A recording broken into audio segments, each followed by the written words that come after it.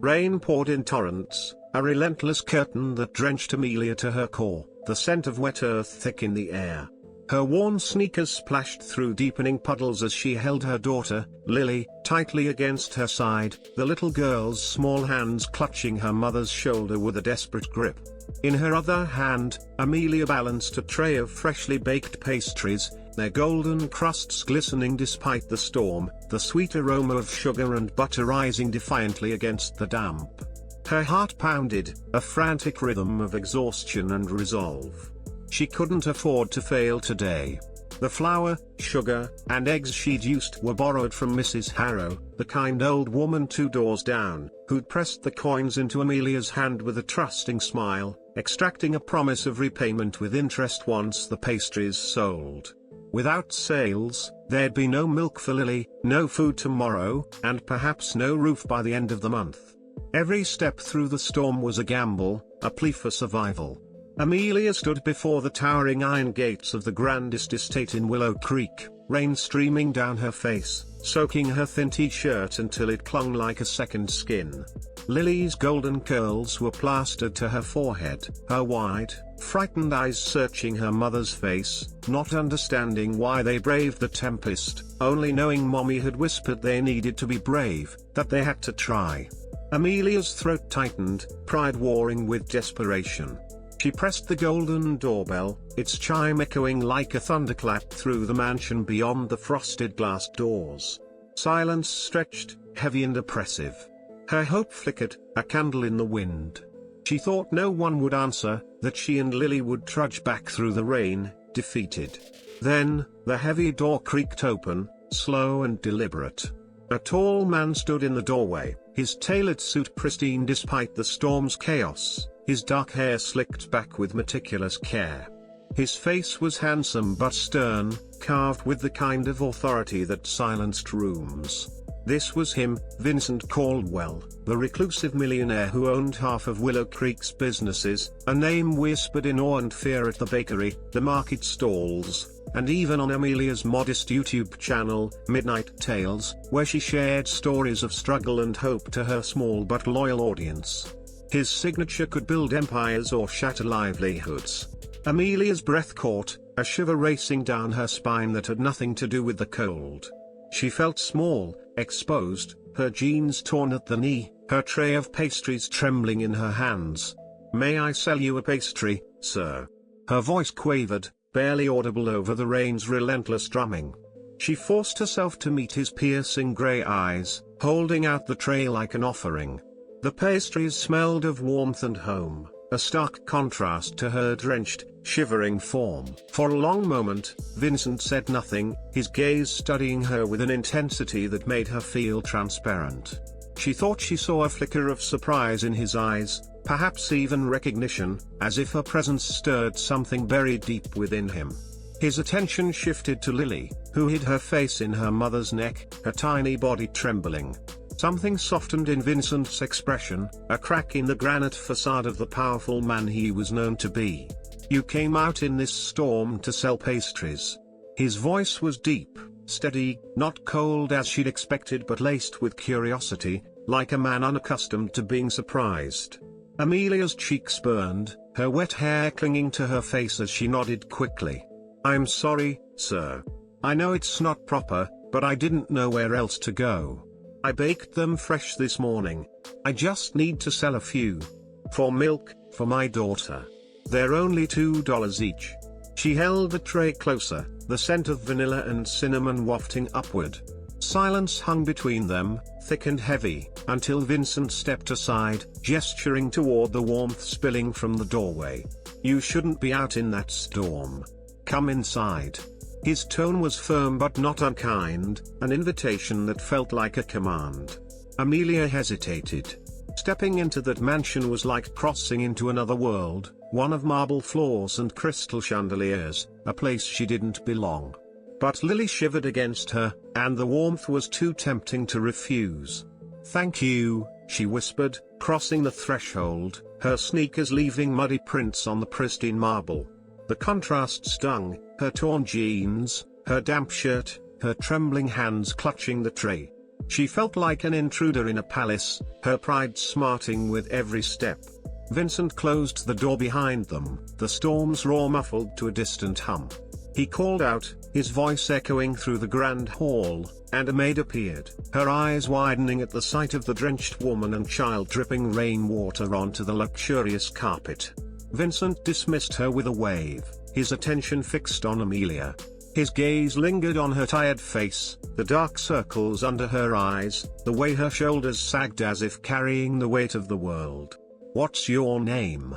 he asked, his tone softer now, almost gentle. "Amelia, sir. And this is my daughter, Lily." Lily peeked up, her golden curls framing wide, curious eyes. Vincent's lips curved into the faintest smile, a fleeting warmth that vanished as quickly as it appeared. He looked back at Amelia, his voice quiet but resolute. "You're not just going to sell me a pastry, Amelia. You're going to live with me." Her breath caught, the tray nearly slipping from her hands. She stared at him, shock rooting her to the spot. Surely she'd misheard. Who says something so outrageous, so impossible? Yet his expression was unreadable, deadly serious, as if he'd offer the most natural thing in the world. I don't understand, sir," she stammered, clutching Lily tighter. "I only came to sell." He raised a hand, silencing her gently, his eyes unwavering. "I don't want your pastries, Amelia. I want to help you. You and your daughter don't belong out there, struggling in the rain, scraping by day after day. You need a safe place, and I have more rooms in this house than I'll ever use. You'll live here, starting today." Her heart pounded, fear and confusion tangling in her chest. It sounded too good to be true, and in her experience, that meant danger. How could a man like Vincent Caldwell, a millionaire cloaked in mystery, invite a stranger and her child into his home? What did he want? Yet when she searched his eyes, she saw no malice, no hidden agenda, just something wounded, something lonely, as if he'd been waiting for someone to break the silence of his empty world. Amelia's mind raced. Every instinct screamed caution, but a small voice whispered of possibility. What if this was fate?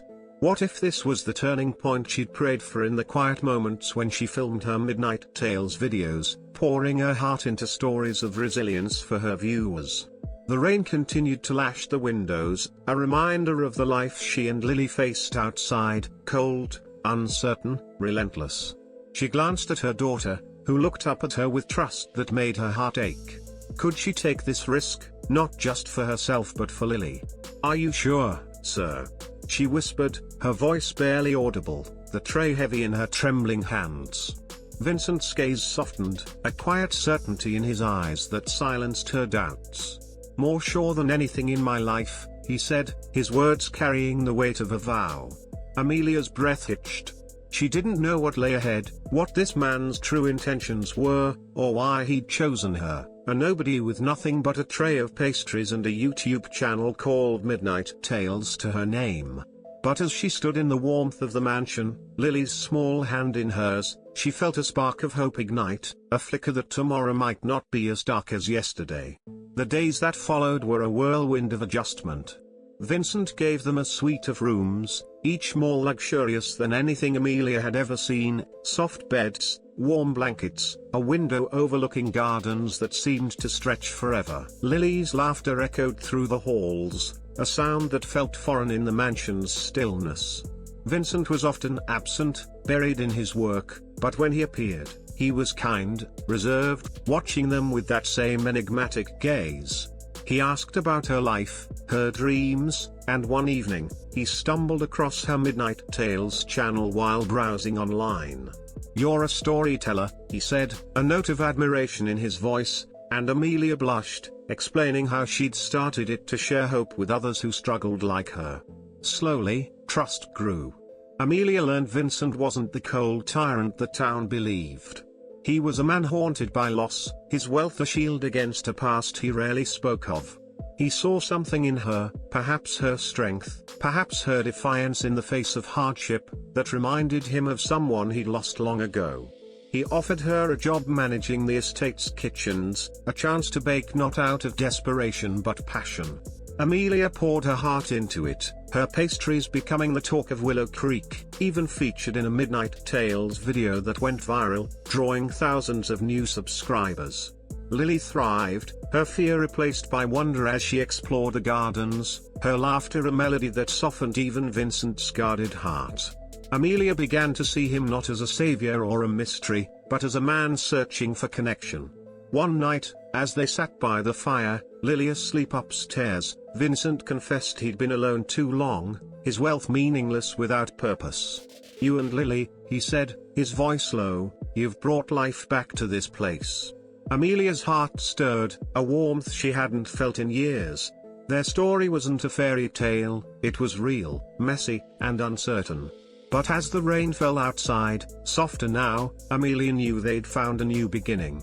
With MidnightTales growing, her pastries in demand, and a fragile bond forming with Vincent, she dared to believe in hope again. For her, for Lily, and perhaps for the man who'd opened his home, and his heart, to a woman and child who'd braved the storm.